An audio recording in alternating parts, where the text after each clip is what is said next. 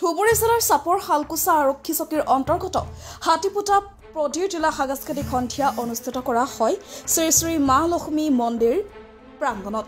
Times 24 চেনেলৰ সদায় প্ৰতিভা অনুসন্ধানত থাকে তাৰে কিছুমান দৃশ্য তেন্তে পলম নকৰি আজি আমাৰ টাইমছ 24 চেনেলত বন্দী হ'ল এগৰাকী এছএছবি বিজয় প্ৰতিম এছএছবি ভাৰতীয় সেনা বাহিনীৰ প্ৰতিভা। তেওঁৰ কণ্ঠ মানুহৰ মাজত জনপ্ৰিয়তা অৰ্জন কৰিবলৈ সক্ষম হৈছে। আপুনি এই ভাৰতীয় সেনা বাহিনীৰ প্ৰতিভা দাঙি ধৰে তেন্তে পলম নকৰি সকলৰ মাজত জনপ্ৰিয় অৰ্জন কৰিবলৈ সক্ষম হৈছে। চিৰাং জিলাৰ এগৰাকী কণ্ঠশিল্পী বিজয় প্ৰতিম তেওঁ গোৱালপৰীয়া লোকগীত আৰু অসমীয়া গীত আৰু হিন্দী গীত কেইবাটাও জনগোষ্ঠীৰ বিভিন্ন ধৰণৰ গীত গাই মানুহৰ মাজত খুব সুন্দৰ এটা পৰিৱেশ দেখুওৱা পোৱা যায়। আমাৰ সংবাদদাতা মুকলেশ্বৰ আলীৰ সাক্ষাৎকাৰত কয় যে মই এগৰাকী সেনা বিষয়াৰ বাহিৰৰ বিভিন্ন ধৰণৰ গীত গাই মানুহৰ মাজত খুব ভাল এটা পৰিৱেশ দেখুওৱা পোৱা যায় যাতে আৰু চিৰদিন থাকিম বুলি আশা ৰাখিলোঁ। আমাৰ সংবাদদাতা অনুসৰি এইখিনি কৈ যায়তে আপোনাৰ সহস্ৰ যদি সাংস্কৃতিক অনুষ্ঠান থাকে তেন্তে মোক মাতিব। মোৰ মোবাইল নম্বৰ 8753915710 যোগাযোগ কৰিব। আপোনাৰ মাজত চিৰদিনৰ বাবে ৰাইজৰ মৰম আৰু আশীৰ্বাদ আৰু দয়া পাবলৈ আশা ৰাখিছোঁ। চাপৰ হালকুচাৰ পৰা মুকলেশ্বৰ আলী ৰিপৰ্ট NE24।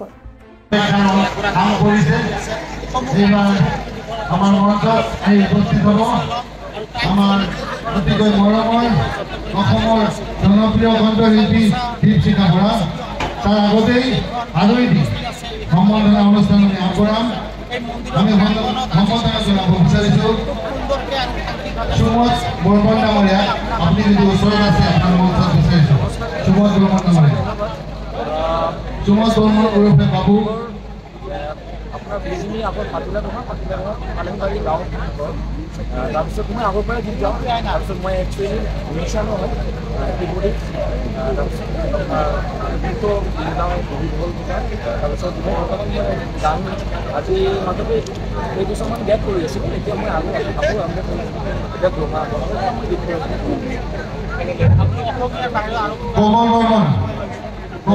অসমীয়াৰ বাহিৰে মই আপোনাৰ মানে ছিংগাৰ হ'ব গ'লে তাৰপিছত আপোনাৰ